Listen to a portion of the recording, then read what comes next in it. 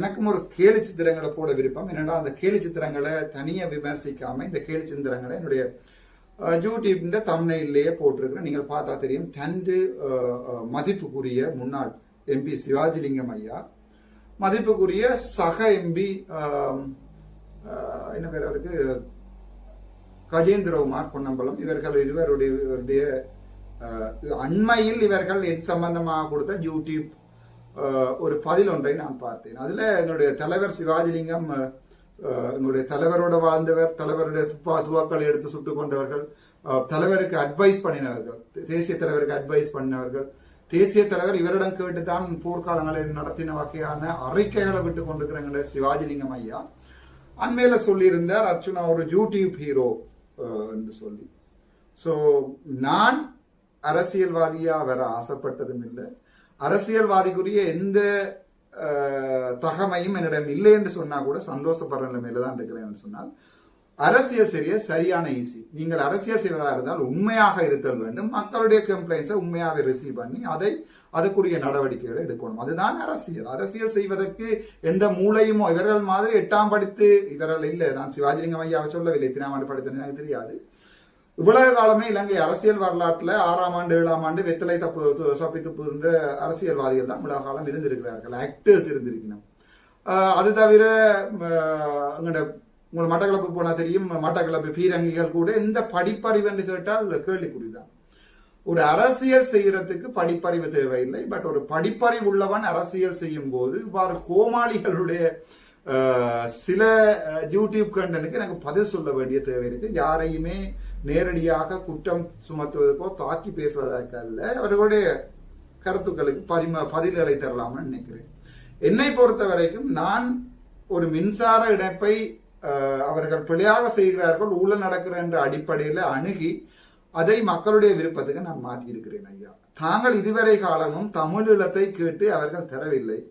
தயவு செய்து உங்களால் முடிந்தால் தமிழீழத்தை மக்களுக்கு பெற்றுக் கொடுக்கும். அதான் உங்களுடைய கோரிக்கை. தேசிய கொள்கை, அதாவது தேசியம், தமிழ் தேசியம் என்ற ஒரு தலைவற்ற உண்மையான கோட்பாட்டை நீங்க இந்த வரைக்கும் சாகும் வரைக்கும், நீங்கள் இப்போது கூட ஹாஸ்பிட்டல் இருந்து வழியால வந்து இழுத்து தான் காய்ச்சி கொண்டு. எனக்கு பயம், உங்களுடைய வீடியோ பார்க்கும்போது இழுக்கிறது அப்படி பெர்மனண்டாவே ட்ரக்கியா பிளாக் ஆகி போயிடுமோண்டு அந்த பயத்தோட தான் நம்மளோட வீடியோ பார்த்துக்கணும்.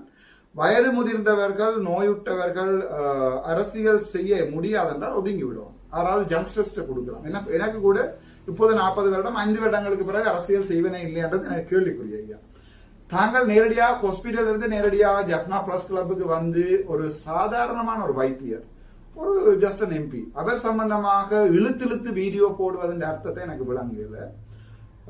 ஆனால் உங்களுக்குரிய முதலாவது பதில், நான் முதலாவது வேலையை திடமாக செய்து முடித்திருக்கிறேன். நான் பாராளுமன்றத்தில் கூட தேசிய தலைவற்ற மொழியிலேயே தலைவற்ற பேரையும் சொல்லி பாராளுமன்றத்தில் வணக்கம் செலுத்தினார் நான்.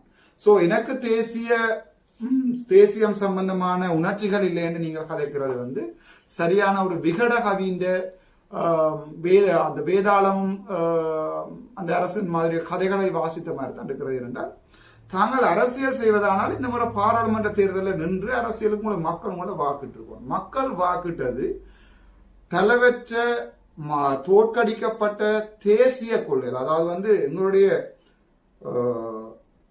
உங்கள மாதிரியான ஆட்களாலே காட்டி கொடுக்கப்பட்ட ஒரு நல்ல தேசிய கொள்கை ஒன்றை அழிய விட்ட நீங்கள் 15 வருட காலமாக எந்த தெளிவான முடிவு எடுக்க தெரியாம, நீங்க தமிழ் தேசிய கூட்டமை பார்க்கலாம், அல்லது ஐடெக் என்ன சார் எனக்கு தெரியல, ஐடெக் என்றால் தமிழரசு கட்சியை பார்க்கலாம், தமிழ் தேசிய கூட்டமைக்கலாம். தலைவர் இருக்கும் போதும் நீங்கள் செய்தது துரோகம், தலைவர் இல்லாமல் போயிருக்கிறதும் 15 வருடங்களாக மக்களுக்கு செய்து கொண்டிருக்கிறது. தேசியம் உங்களுடைய தேசியத்தை வெல்ல ஒன்று என்று அடிப்படை தேவையிட பாருங்க, உணவு பாருங்க. உங்களுக்கு அந்த அடிப்படை தேவைகள் என்ன என்பது சம்பந்தமான அறிவு இருக்கிறதோ எனக்கு தெரியாது.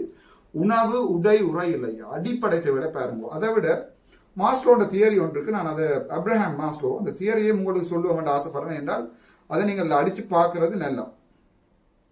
நெட்ல அதை அடிச்சு பார்க்கல தான் உங்கள் மாதிரியான ஒரு முட்டாள் அரசியல்வாதிகளுக்கு மாஸ்லோஸ் ஹையரார்கி ஆஃப் நீட்ஸ் என்று ஒன்று இருக்கு. நான் என்னுடைய யூடியூப்லேயே அதை போடுகிறேன், நீங்கள் அதை பார்க்கலாம். Classical psychological framework for Abraham Maslow, from Abraham Maslow. Abraham Maslow என்றவர் ஒரு ஒரு ஒரு சைக்காலஜிக்கல் தியரி ஒன்று வந்து உங்களுக்கு அட்மினிஸ்ட்ரேஷன்ல படிப்பிச்சது, உங்களுக்கு அட்மினிஸ்ட்ரேஷன் தெரியாது, அரசியல் தெரியாது, நான் சொல்றதுக்கு ஆசைப்படுறேன். Abraham மாஸ்லோன்ற theory. ஸோ இந்த தியரியை ஒரு நீங்கள் சும்மா நார்மலாகவே மாஸ்லோஸ் ஹையரார்கி ஆஃப் நீட்ஸ், அதாவது மாஸ்லோ என்ன இருக்காண்டா ஒரு மனிதனுடைய நீட் தேவைகளை வந்து 5 படிகளாக பிரித்திருக்கிறார். அதுல முதலாவதாக சொல்லியிருக்கார் பிசியோலஜிக்கல் நீட்ஸ். பிசியோலஜிக்கல் நீட்னா உணவு, நாங்கள் சாப்பிட்றது. அது என்னென்ன போட்டிருக்கா அட் த வெரி லீஸ்ட், அதாவது ஒரு மனிதனாக பிறந்தவன் நாங்கள் ஒரு we don't want to be hungry, நாங்கள் பசித்திருக்க விரும்புவதில்லை. எங்களுக்கு தாகம், உணவு, உடை, உறையுள்ள நீர் வேணும். அதோட எங்களுக்கு எக்ஸ்டர்டட், எங்களை வந்து கஷ்டப்பட்டிருக்க தேவையில்லை. அது மாதிரி ஃப்ரீசிங்கோ, ஓவர் ஹீட்டிங்கோ, சிக்கா ஓ இன் பெயின், அதை வந்து நாங்கள் அடிப்படை உணவு, உடை, உறையுள்ளன்றது ஒரு அடிப்படை தேவை. அது பிற 2வது வந்து அந்த அடிப்படை தேவை ஒரு மனிதனுக்கு, ஒரு தமிழனுக்கு வந்து யாழ்ப்பாணத்தில் இப்ப அடிப்படை தேவைகள் பூர்த்தி செய்யப்பட்டிருக்கிறதா? இரணமடு குளங்கள் இருக்க தண்ணி வந்து காக்கடதீவுக்கும் புங்குடுதீவுக்கும் கொடுக்கப்படுகிறதா? 1300 மில்லியன் US என்ன நடந்தது? அடிப்படை தேவை. விவசாயிகளுடைய உரம், மீனவர்களுடைய விலைகள் கிழிகிறது, அவர்களுடைய விலைகள், அவர்களுடைய கடல் வளம் சுரங்கப்படுகிறது, அடிப்படை தேவை. ஒரு சமூகத்தின் அடிப்படை தேவையை தான் நாங்கள் முதலாவதா பார்க்கணும். அது முடிந்த பிறகுதான் 2வது சேஃப்டி, எங்களுடைய பாதுகாப்பை நாங்கள் தேடுவோம். சாப்பிட்டு பசி போன அப்புறம் நம்மளுடைய பாதுகாப்பை தேடுவோம். அதுல அவர் அப்ரஹாம் மாஸ்லோஸ் என்ன சொல்லியிருக்கார்? ஹைரார்கி ஆஃப் நீட்ஸ், அதாவது தேவைகள் என்ற படிகள் என்று சொல்லியிருக்கிறார். If you feel okay in this exact moment, okay சாப்பிட்டோம், தண்ணி எல்லாம் கிடைச்சிட்டு இருக்கிறதுக்கு இடம் இருக்கு, we then also want to feel safe. So இப்போ 2வது எங்களுக்கு வந்து நாங்கள் சேஃபா இருக்கிறோமான்றதுதான் எங்களுடைய தமிழர் சமுதாயத்தின் 2வது படியில் தேவை. உங்களுக்கு எல்லாம் இருக்கு, உணவு இருக்கு, உடை இருக்கு, உரையில் இருக்கு, எல்லாம் இருக்கிறதுக்கு இடம் இருக்கு. அதே இல்லை கிளிநொச்சியில, முல்லைத்தீவுல எவ்வளவு சனம் இருக்கிறதுக்கு இடம் இல்லை. வீடு கட்ட கொடுக்குறோம்னு சொல்லி 4 லட்சம், 3 லட்சம், 10 லட்சம், 50,000 ரூபாய் கொடுத்து போட்டு கூரை இல்லாம இத்தனை வீடுன்னு சொல்லி டிசிசி மீட்டிங்ல லிஸ்ட் பண்றீங்க, சுவர் இல்லாம இத்தனை வீடு லிஸ்ட் பண்றீங்க, அடித்தளம் இல்லாம இத்தனை லிஸ்ட் பண்ணி போட்டு அடிப்படை தேவை உணவு, உடைய, உரையே இல்லாம 2வது நீங்கள் இப்ப என்ன காய்க்கிறீங்கன்னா தமிழ் தேசியம் காய்க்கிறீங்க. அது சம்பந்தமா வருவோம். 2வது சேஃப்டி, அதாவது யாழ்ப்பாணத்துல வாழ்வொட்டு குழுக்கள் இல்லாம போகுதா? யாழ்ப்பாணத்துல வந்து மாஃபியாக்கள், ட்ரக் மாஃபியாக்கள், மருத்துவ மாஃபியாக்கள், அரச ஊழியர்கள்ல நீங்கள் உங்களுடைய நேஷனல் ஐடென்டி கார்டை மாத்த போனா நாங்க 10,000 ரூபாய் கொடுத்தா உடனே எடுக்கிறோம். அல்லது வந்து உங்களுக்கு லைசன்ஸ் வேண்டாம், நீங்க வீட்டை இருந்து கால் பண்ணி சொன்னா வீட்டுக்கு லைசன்ஸ் வர நீங்க காசு கொடுக்கலாம். அப்படியானதெல்லாம் பவனியால நடக்குது. ஸோ அதுதான் அப்படியானதுகளுக்கு எதிரானது. அல்லது ஐஸ் குடுக்கல் நிப்பாடுறது, போலீசார்கள் ஒழுங்கா வேலை செய்கிறார்களா? நீதிமன்றம் வேலை இதா? சட்டத்திறனிகள் வேலை செய்கிறார்களா? மருத்துவர்கள் ஒழுங்கா வேலை செய்கிறார்களா? உங்களுடைய உயிருக்கு பாதுகாப்பு இருக்குதா? அந்த 2வது தான் சேஃப்டி நீட்ஸ். இந்த 2ஐயும் நீங்கள் செய்த பிறகுதான் 3வது போலாம் சோஷியல் நீட் என்று 3வது இருக்குது. இது நீங்க பார்த்தா தெரியும். சோஷியல் நீட் இருக்கு.